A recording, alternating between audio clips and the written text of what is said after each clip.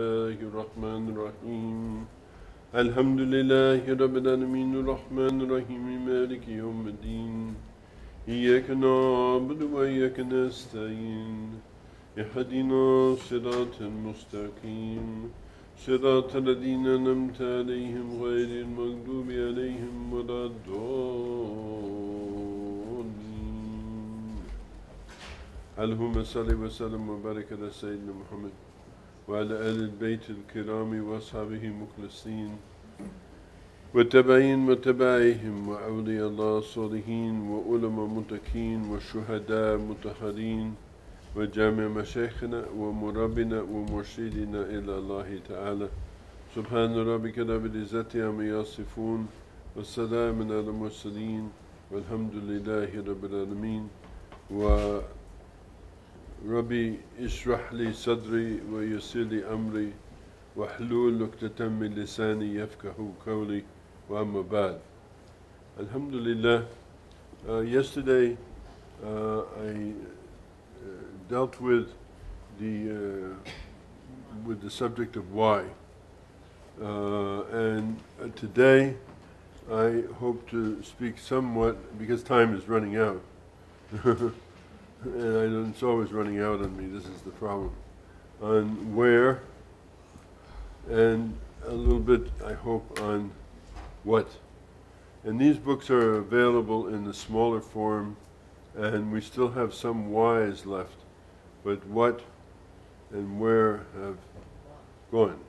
But you can order them on the website, you can get them, and they usually come, they come by media mail, so sometimes they take 10 days or so to get to you, but they do get to you. And that's the cheapest way to get them to you. Now, I do want to talk a little bit more about the whole situation of why. And because I remember I stopped, I still had some time to go, but I was looking at all of your faces, and so I saw that that was enough, basically.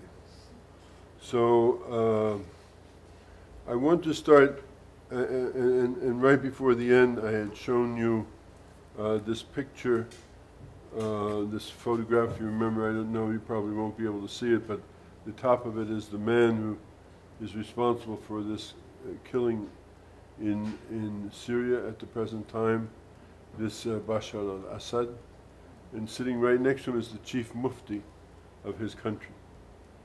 And below is Mubarak, some years ago, sitting right next to the Sheikh of Azhar. And I remember I told you the hadith of the Prophet ﷺ, in which he said, I don't fear that you will be many. Right? Because you can see there's over 1 billion Muslims, quote-unquote Muslims, in the world. He said, I fear that you will be few, because there will come a time when there's nothing left of Islam but the name. And the people who call themselves by that name will be the furthest from it. And there will be nothing left of the Quran but the words that it's written in, and the people who read it will be parrots. And the masajid, that's the plural of masjid or mosque, will be filled with people but empty of goodness. And the fitna will flow from out of the mouths of the fuqaha and back to them. He said, never forget, Islam began in strangeness, and Islam will return in strangeness, and blessed are the strangers. When we look at the world, this is what we see. When we look at the world, this is what we see. These things going on, these are the holiest months of the year. People shooting each other, killing each other. Deaths in Afghanistan of 81% of the people being killed by other Muslims, not by the Crusaders. forces, what they call NATO, or whatever they call it, and so forth. People blowing up other people because they don't like the sect that they belong to, people refusing to marry people from... This is what it's come to, which is not unique to Islam, because don't forget there was this 100-year war in Europe where Christians fought against Christians for over 100 years as to who was right, whether the Presbyterians were right or the Baptists were right, or the, you know, I mean, and it goes on all the time, and, you know, till the present time. And the same with Jews, they had the very traditional Jews and the very liberal Jews, and then the, you know, and the Buddhists who believe, now some Buddhists who believe that any man who gets married can never be a Buddhist. You have to be a single man to be a Buddhist. And that if you become a householder, and that you get married and have a wife, that's the end of it. You can be interested in the teachings of Gautama, the Buddha, but you can't be a Buddhist. You can't really be a Buddhist. I mean, things like that. I mean, we see this all the time. This is what we call life in the hell, in the kind of, you know, this is what leads one sect to fight another sect, like the people in Burma now are fighting against each other. There's these people who come from Bangladesh who are very much like the people who come from Burma where they're living, except one are Buddhists and the other are Muslims, and they're killing each other. They've just been burning down each other's villages. Buddha, I mean, I don't think Gautama the Buddha would approve of burning down people's villages or killing other people. And we know that the Prophet ﷺ, who was sent as a mercy to all people, would not approve of what was going on. But this is what goes on. So we have to try and make, you know, some sense of that, which is why I'm speaking about why. So let me go through a few things. One is that and for many of you, especially this particular audience, or this particular grouping of people who are, for the most part, white middle-class Americans. For the most part, that's what you are. You do not really have a long knowledge of history of what Islam is. You've heard about it on the Fox News, or you've heard about it in the newspapers, or this candidate or that candidate, and Islamophobia is very widespread in the United States. And so, you know, you've been told, like a woman came to me yesterday and talked about like stoning, how the Muslims stone women. Well, I had to explain to her the story. The story was that there was this Jewish girl who was unfaithful to her husband, and she was caught out. And she was brought before the Prophet ﷺ to sentence her, because he was also the judge. But when he made the deal to come to Medina, he said that each community would judge according to their own rules. So Christians would judge Christians, and Jews would judge Jews, and we would judge each other. So he said, send for the rabbi. They sent for the rabbi, and they asked the rabbi, what should we do with her? He said, stone her. That's our law. And they stoned her. So what had happened was that the law of the Jews was applied in this instance, but the Prophet was there, sallallahu alaihi wasallam. So latter-day Muslims said, well, he didn't say no, so it must be that that's okay to do. Completely ignoring what had actually taken place. Not even knowing what had taken place. The majority of people have no idea of what had taken place. What had taken place was the carrying out of halakat, which is Jewish law, according to their own law. He had simply been an observer of what had taken place. Or there are so many instances of these things that you find, and if you don't have an idea of history or of understanding, you don't know exactly what took place or what happened. So I try to answer in this thing many of these questions that people have about it. Again, I remind you about this woman, Shireen Abadi, who is an Iranian woman who won the Nobel Prize for Jurisprudence. And after she won it, she was not particularly lauded by her government. I'm sure that if it had been a man who had won it, they would have had a big motorcade for him or something like that. But, you know, she just came back to the country and nobody said much about it. So some woman, I don't know who it was, an interviewer like Barbara Walters or Katie Couric or somebody like that, decided to interview her.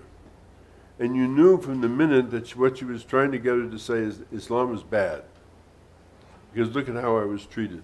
I won the Nobel Prize and they give me bubkas, to use a well-known Yiddish expression. It means I got nothing for it, right? So that's what they were trying to do. So finally they pushed her and pushed her, this woman pushed her and pushed her into a corner. So she said to her, she said, finally, now I'm going to close in for the kill. So Islam is really bad, isn't it? She says, no, Islam is perfect. The woman head went back, you know, she said, what? You know, she thought she was there for the kill now, you know, and she was going to get her to say what she wanted to say. In the first place, she said, no, Islam is perfect. But you have to realize that Islam spread. The fact that there's over 1 billion people means it's all over the world. There's Muslims in Finland. There's Muslims probably in the North Pole. There's some in Greenland. I read about a guy in Greenland who was a Muslim. There's Muslims all over the world. And when Islam comes to people, they have their cultural biases. And so it's against that when they accept Islam, they still have these things left over inside of them. And patristic domination, male patristic domination, has been a fact of life in the world for maybe 7,000, 8,000 years since we moved from a matrilineal culture to a patristic culture. So this is what's happened, and that's why it is the way it is. At least that gives you some idea about the background of this. But if you want to talk about it, you can say that there are two answers to this question of why in this regard. One of it is that the great majority of Muslims are involved in what you might call, or what I call, one-dimensional Islam. One-dimensional Islam. And that is true if they are cultural Muslims, meaning that they grew up and their mother and father were Muslims and their grandmother and grandfather were Muslims and they came from a Muslim village and so forth like that. Or also meaning those Muslims who belong to what I call alphabet soup Muslims. They belong to something called ISNA or ICNA or IIIT or NAIT or CAIR. And mostly these are beardless wonders. The men generally don't have beards. And they have chin strappers, what I call chin strappers. These are little beards that go underneath and up like this, you know, chin strappers. Or they have the 3-day stubble. You know, it's like they haven't shaved for 3 days. You know, they kind of light, usually older guys, like the president of Egypt is a 3-day stubble guy. You know, he chops it every day, so he doesn't have much there, but he has got a beard, because of course the Prophet had a beard, alayhi salatu wasalam. And they have their counterpart sisters also, and they live like a Western life with Bismillah written on top of it, you might say. And a part-time Islam, that's what they live, that allows them to enjoy the best of both worlds. One time, we're in the airport in London, Heathrow. And Hajjah is dressed like Hajjah is dressed. She's always been dressed since she's been a Muslim like that. And we're going through the airport.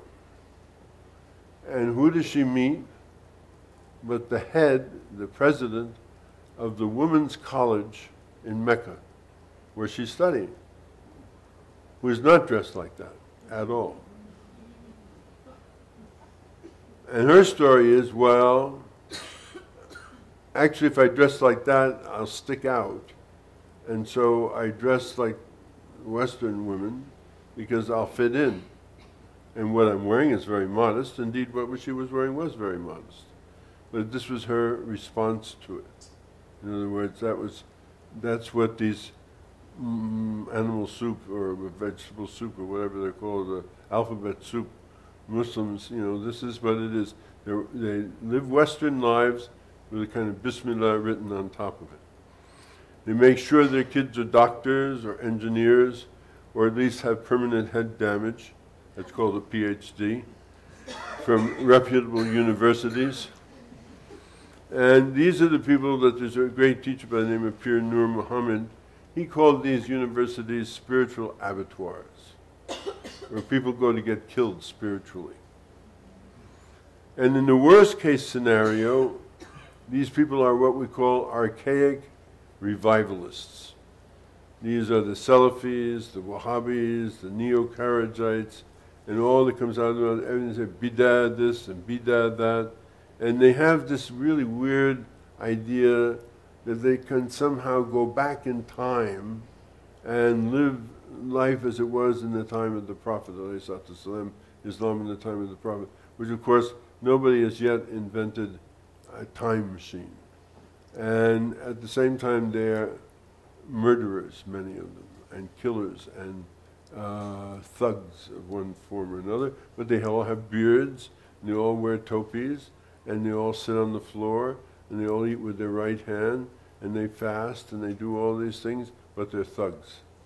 By what I mean by thugs, I'll give you an example.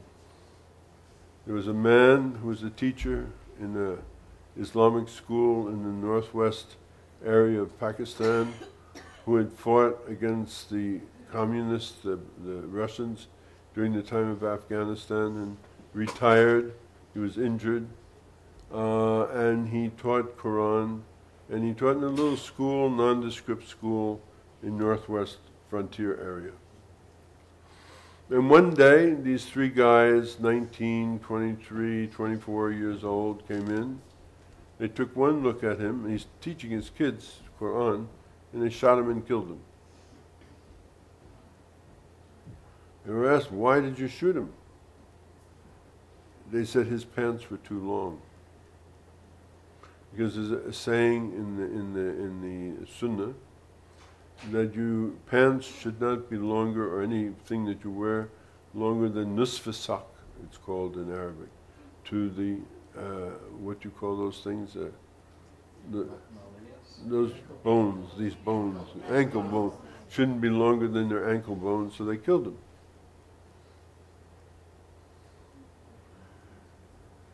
A woman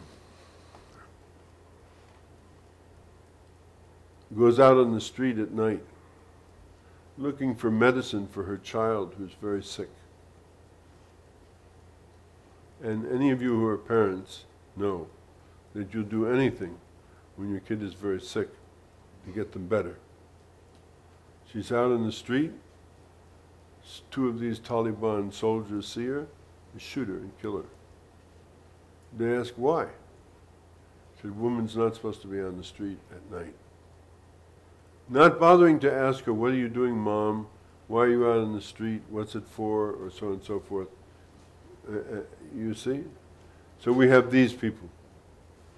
So we have these cultural Muslims, we have these alphabet soup Muslims, and we have these fanatic Muslims. And every other religion has the same kind of people, only they're called different things, you can be sure. Okay?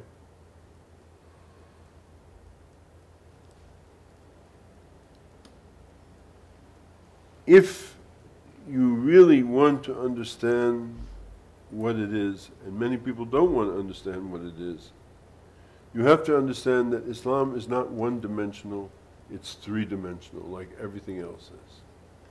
And those three dimensions are derived from a hadith called the Hadith of Jibril alayhi salam, when the Prophet alayhi salam is approached and all the Sahabis are sitting around by a man who walks in this door here, or walks into their group, clothed in pure white, not a speck of dust on him. And I tell you, anybody who's lived in the desert knows that white turns brown very quickly.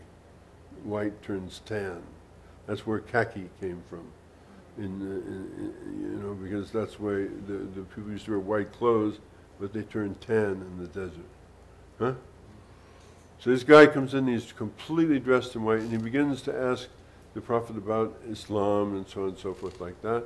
And the Prophet gives these answers, and he answers, there's Islam, there's Iman, and there's Ihsan. And he gives the answers to these things. Islam basically is surrender to what Allah has ordered. Praying, fasting, making Hajj, paying the zakat, and making the shahada. Anybody who does that is a Muslim. Next step, Iman, belief. He says, Ya ayyuhalladhina amanu wa amilu salihati. O you who believe and act. So belief and act combined. So